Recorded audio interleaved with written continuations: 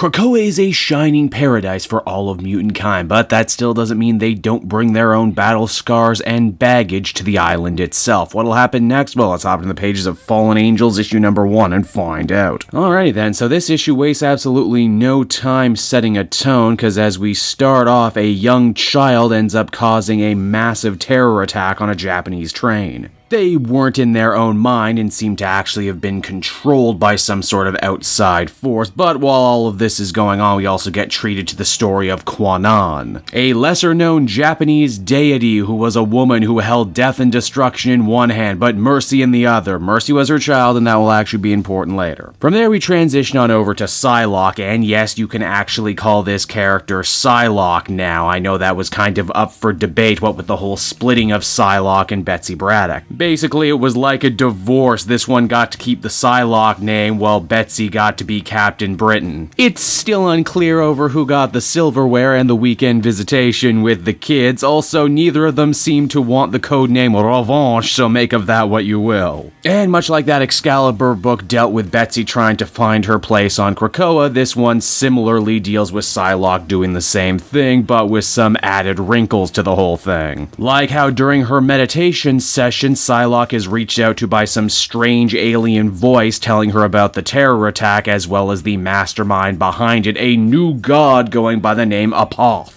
And oh man, could I talk about that name Apoth all day. Is it short for apothecary? It can also literally mean mystery word and is an old Northern English word meaning silly. It's also very close to the word apotic, which means unfathomably deep. Now, whether or not Apoth turns out to be silly or deep, I guess we'll find out. Now, after getting this message, Psylocke wants nothing more than to go to the mainland and deal with this problem head on. Unfortunately, she can't because Krakoa is on lockdown right now following the assassination of Charles Xavier at the end of X-Force. She goes to Magneto, who for all intents and purposes is running the show right now, and he is not actually unsympathetic to her cause. After all, Magneto knows better than most the joys of going on a good old-fashioned revenge quest. Officially, there's nothing he can do for her, but unofficially, he can point her in the direction of Mr. Sinister, who has been known to break the laws of Krakoa every so often. In a fun bit of characterization in exchange for his help, Sinister doesn't want anything logical like money or monetary goods. Oh no, he just wants to wax poetically about murder for a bit. And of course, Psylocke, being raised from a very young age to be a super assassin, knows a thing or two about the deadly arts and can satiate this dude's weird fetish. Now, while Psylocke can finally leave the island, she figures this mission might be incredibly dangerous, and as such it would make sense to bring some backup. Not just anyone though, far too many mutants in her mind are getting weak and soft drinking the paradise Kool-Aid that is Krakoa. But that doesn't apply to everyone. You got your soldiers like young time-traveling Cable, and you got your predators like X-23 Laura Kinney, who actually seems very different than last we saw her. She's a lot more aggressive, a lot more dismissive of Wolverine, in fact, a lot like how she was when she first appeared in the comics. It's almost like that whole Tom Taylor series didn't happen. She's totally up for a dangerous mission though, but says that they should leave young time-traveling Cable behind, that he's not his older counterpart and he would only slow them down. This of course making sense as to why Cable was around to join his father and Rachel during the events of X-Men 2 this week.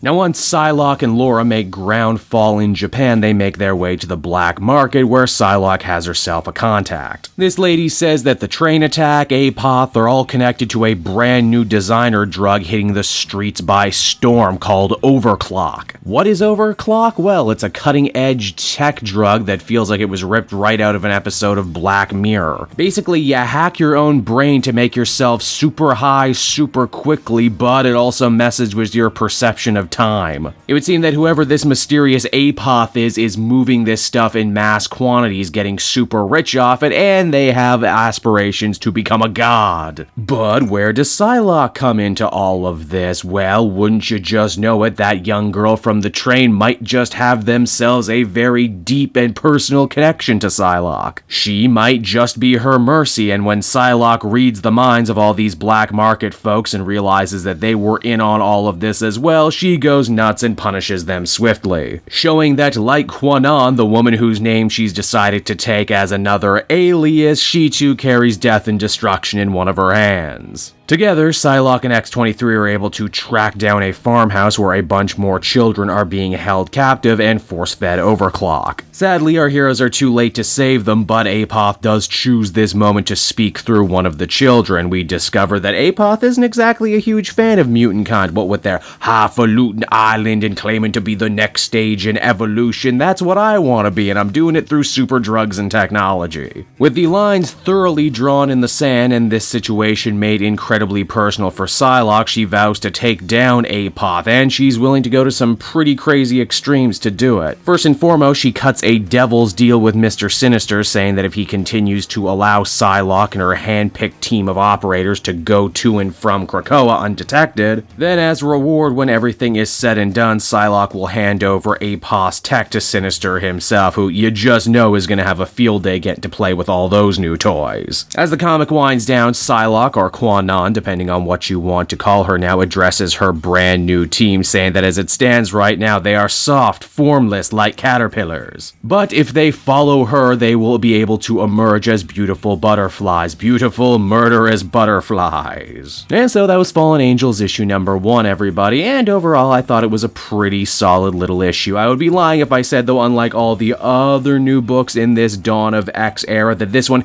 didn't feel overly familiar as an X-Men book, although I get the strong feeling that that's why people are going to actually end up liking this. It honestly uses the whole Krakoa stuff as a jumping off point and dispenses with a lot of it really early on, instead choosing to tell a down and dirty, almost neo-noir type of tale. Honestly, this particular flavor of down and dirty street level stories but with mutants is something that I really correlate more with X-Force. But seeing as that book looks to be following a more sanctioned team of mutant leg breakers and military types, this Fallen Angels book is really going to be the off-the-grid, off-the-books team. Overall, I did enjoy this one, and if you're a big fan of Psylocke and want to see where that character is going, I think Brian Edward Hill does a pretty good job charting a course for her. Overall, I'd give this a 7.5 out of 10.